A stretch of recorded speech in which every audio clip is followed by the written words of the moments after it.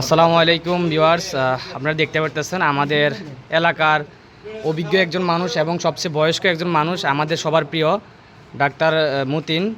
তো হ্যাঁ, ডাক্তার আব্দুল মতিন। তো আপনারা দেখতে পারতেছেন একজন রুগী, আর রুগীও আমাদের সুপরিচিত, আমাদের ইউনিয়নের বিএনপি সভাপতি হুমায়ুন কবির খন্দকার।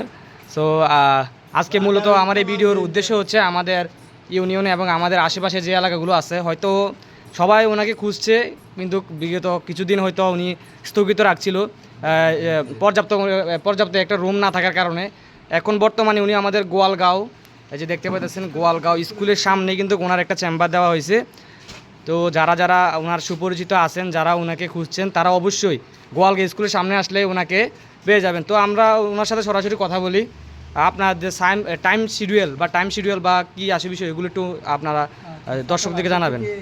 12টা পর্যন্ত এবং বিকাল 4টা থেকে রাত 8টা 9টা পর্যন্ত আমি এখানে অনবরত ইনশাআল্লাহ রোগী দেখার জন্য প্রস্তুত আছি এবং রোগী দেখতেছি। আচ্ছা, ঠিক আছে। আপনার অভিজ্ঞতা সম্পর্কে যদি দর্শকদের একটু বলতেন। আমি তো ঢাকা থেকে এলএমএ কোর্স করছি, এলএমএ পাস করছি আমি ঢাকা থেকে, এবং মিরপুর হাসপাতাল থেকে